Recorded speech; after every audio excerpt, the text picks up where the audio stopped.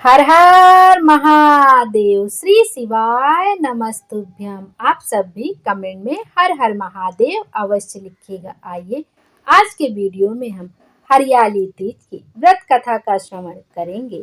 परम भागवत श्री वेद व्यास के परम शिष्य श्री सूत जी ने सौनक आदि 88,000 ऋषिवरों के प्रश्न करने पर हरियाली तीज कथा को सुनाना प्रारंभ किया। श्री सूत जी बोले, हे ऋषिवरों, अब आप परम पुनीत हरियाली तीज व्रत की कथा श्रवण कीजिए। श्री सूत जी बोले, सती व्रत को धारण करने में परम श्रेष्ठ माता पार्वती और गले में नरमुंडों की माला को धारण करने वाले अजर अमर देवों में श्रेष्ठ गरल कंठधारी भूत भावन भगवान आशुतोष शंकर की सर्वप्रथम वंदना करता हूँ। भगवान शंकर की जय हो, माता पार्वती की जय हो। आइए अब कथा का श्रवण करते हैं। पौराणिक कथा के अनुसार एक समय माता पार्वती और भगवान शिव जी कैलाश के शिखर पर विराजमान थे। जिज्ञासा के वशीभूत होकर माता पार्वती ने महेश्वर से प्रश्न किया, हे देवादिदेव, आप इस विश्व के नियंता हो, समस्त धर्मों के अधिष्ठाता हो और समस्त गुप्त भेदों को जानने वाले हो। आप मुझ पर अनुग्रह करके कृपया ऐसा गुप्त भेद मुझसे कहें जो समस्त व्रतों में श्रेष्ठ हो। उस व्रत का वर्णन करिए जो अल्प कर्म के द्वारा ही महान फलों को देने वाला हो। हे स्वामी, आप आदि मध्य और अंत से रहित हैं। आप धर्म की स्थापना करने वाले हैं, इसलिए मैंने आपसे यह प्रश्न किया है। सो आप कृपा करके मेरी इस जिज्ञासा को शांत करें।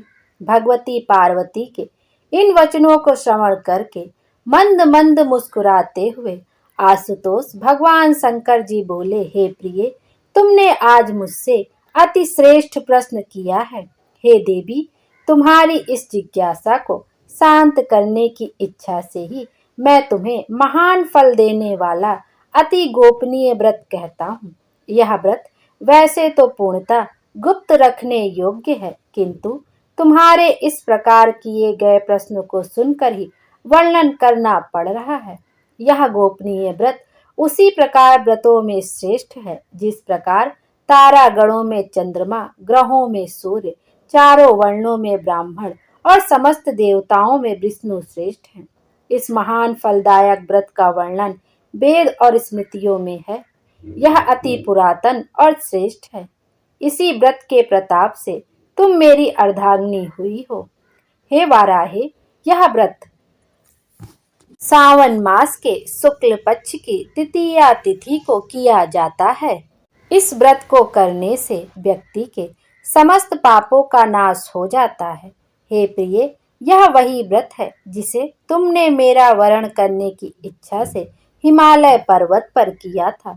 आज तुम्हारे प्रश्न करने पर मैं तुम्हें उस व्रत को सुना रहा हूँ। इतनी कथा को श्रवण करने के पश्चात सुनैनी माता पार्वती ने आशुतोष भगवान शंकर जी से कहा, हे महेश्वर, आप कृपा करके इस व्रत का समस्त वृतांत मुझे सुनावें। साथ ही यह भी बतावें कि इस व्रत को मैंने क्यों किया था। अपने उस पूर्व व्रत के वृतांत को श्रवण करने की मेरी बहुत इच्छा है। भगवान शंकर जी बोले, हे सुनैने, आर्यावर्त में समस्त पर्वतों का स्वामी हिमाचल नामक श्रेष्ठ पर्वत है।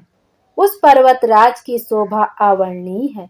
उसके चारों ओर अनेक प्रकार की भूमि है तथा वहाँ नाना प्रकार के वृक्ष सुशोभित हैं।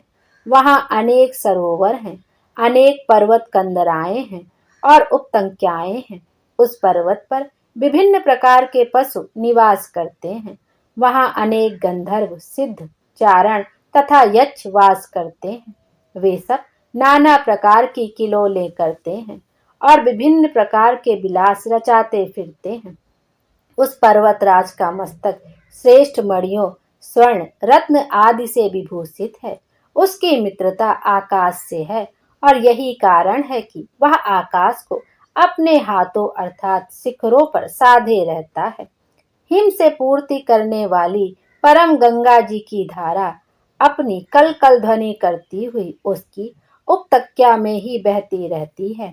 हे वरोहे, उसी श्रेष्ठ पर्वत पर तुमने 12 वर्ष तक नीचे की ओर मुख करके तपस्या की थी। उस समय तुमने समस्त भोजन त्याग दिए थे और केवल धूम्रपान ही किया था। फिर उसी पर्वत शिखर के ऊपर तुमने 64 वर्ष तक केवल सूखे पत्तों को खाकर तपस्या की थी। तुमने कठिन से कठिन तप किया था। माघ के शीत मास में तुमने ठंडे जल में बैठकर तप किया था। बैसाख की तपती हुई गर्मी में तुम आग के सामने बैठकर तप करती रही थी। श्रावण के परम पुनीत मास में तुम आहार को त्याग कर बाहर जल में बैठी रहती थी। हे देवी, तुम्हारी इस कठिन तपस्या को देखकर तुम्हारे पिता पर्वतराज हिमालय को चिंता हुई। वे मन में दुखी हो गए। मन ही मन उन्होंने तुम्हारे विवाह की चिंता की। उसी समय दैवात नारद जी वहां आ निकले। नारद जी ने भी तुम्हारी तपस्या को देखा। कन्या के दुख से दुखी हिमालय ने नारद जी का यथेष्ट सम्मान किया और तब बोले, हे देवर्षि, आप इस समय किधर से आ रहे हैं? मैं अति भाग्यशाली हूँ जो आपने अपने पवित्र चरण कमलों से मेरे इस ग्रह को पवित्र कर दिया है। हिमालय के उन दीन वचनों को श्रवण करके नारद जी बोले, हे पर्वतराज, इस समय मैं विष्णु लोक से आ रहा हूँ। भगवान विष्णु को तुम्हारी पुत्री के इस महान तप का पता लग गया है। इसी कारण उन्होंने मुझे तुम्हारे पास यह संदेशा लेकर भेजा है कि तुम अपनी इस कन्या को श्रेष्ठ वर को ही देना। वैसे तो तुम स्वयं ही जानते हो कि अखिल विश्व में भगवान विष्णु के समान कोई नहीं है। ब्रह्मा और शिव भी उनके समान नहीं है। इसलिए मेरी सम्मति तो यही है कि आप पार्वती का विवाह विष्णु के साथ ही करें तो उत्तम रहेगा। हिमाचल ने कहा, हे मुनि, यदि स्वयं भगवान विष्णु ही मेरी कन्या पार्वती का वरण करना चाहते हैं और इसी कारण उन्होंने आपको यहाँ भेजा है, तो इससे उत्तम और क्या बात हो सकती है। मैं भगवान विष्णु को ही अपनी कन्या दूंगा। हिमाचल के इन वचनों को श्रवण करके नारद जी आकाश मार्ग द्वारा चले गए। वे तुरंत ही पीतांबरधारी, शंख चक्र गदा पद्म से विभूषित कमल नयन भगवान श्री विष्णु के सम्मुख जाकर बोले, हे देव, आपके विवाह की चर्चा मैंने हिमवान से जाकर की थी और उन्होंने पार्वती का विवाह आपके साथ करना तय कर लिया है। नारद जी की बात को सुनकर भगवान विष्णु मुस्कुराकर चुप रहे। उधर हिमाचल ने अपनी पुत्री के पास जाकर कहा, हे पुत्री, तेरा विवाह समस्त देवताओं में श्रेष्ठ विष्णु से करना मैंने निश्चित किया है। अब तुझे प्रसन्न हो जाना चाहिए। पिता के वचनों को सुनकर पार्वती मूर्छित होकर पृथ्वी पर गिर पड़ी। जब उसे चेत हुआ तो वह अपनी प्रिय सखी के घर चली गई। सखी ने जब पार्वती को इस प्रकार दुख से कातर देखा तो वह बोली, हे पार्वती, तेरा मन दुख से व्यथित क्यों हो रहा है? तू मुझसे अपने हृदय की दशा का वर्णन कर, मैं अवश्य ही तेरा दुख दूर करने का उपाय करूंगी। सखी के इन शब्दों को श्रवण कर पार्वती ने कहा, हे सखी, मेरे पिता ने नारद जी से कहा है कि वे मेरा विवाह भगवान विष्णु से करने को तैयार है, किंतु वास्तविक बात यह है कि मैं शंकर भगवान को अपना पति मान चुकी हूँ। यदि पिताजी विष्णु से मेरा विवाह रचाना चाहेंगे तो मैं अपने धर्म की रक्षा करने के लिए अपने इस शरीर को अवश्य ही त्याग दूंगी। पार्वती के इन वचनों को सुनकर सखी ने विचार किया और तब वह बोली, पार्वती, तू अपने हृदय में दुख मत कर। मैं तुझे ऐसी युक्ति बताती हूँ जिसके द्वारा तेरा विवाह निश्चय ही शंकर जी से होगा। तू मेरे साथ अपना घर त्याग कर वन को चल। मैं तुझे ऐसे गहन वन में ले चलूंगी जहां से तेरे पिता तुझे ना पा सकेंगे। पार्वती जी ने अपनी सखी की उस सलाह को मान लिया और तब वह उसके साथ एक भयानक जंगल में जा पहुंची। हिमाचल को जब यह पता चला कि पार्वती घर से गायब हो गई हैं, तो उन्होंने अपने समस्त मंत्रियों और सरदारों से सलाह की। पार्वती की खोज में उन्होंने चारों ओर दूत दौड़ा दिए, किंतु हिमाचल की समस्त चेष्टाएं बेकार हो गई। पार्वती को वे लोग किसी भी प्रकार ढूंढ कर ना ला सके। तब शोकातुर होकर हिमाचल मूर्छित होकर पृथ्वी पर गिर पड़े। हिमाचल के साथियों ने किसी प्रकार उनको धीरज बंधाया। तब हिमाचल स्वयं पार्वती की खोज में निकल पड़े। वे वन वन भटकने लगे। उनको तन बदन की सुध तक ना रही। वे पार्वती की खोज करते हुए वनों में घूमने लगे। उधर पार्वती घर से निकलकर अपनी सखी के साथ एक बहुत बड़ी नदी के तट पर पहुंची। इसी नदी के तट के आगे जाकर उन्होंने एक विशाल वन को देखा। यह वन अति घना और भयानक था। नाना प्रकार के हिंसक पशु उस वन में वास करते थे। इसी वन में एक गुफा थी।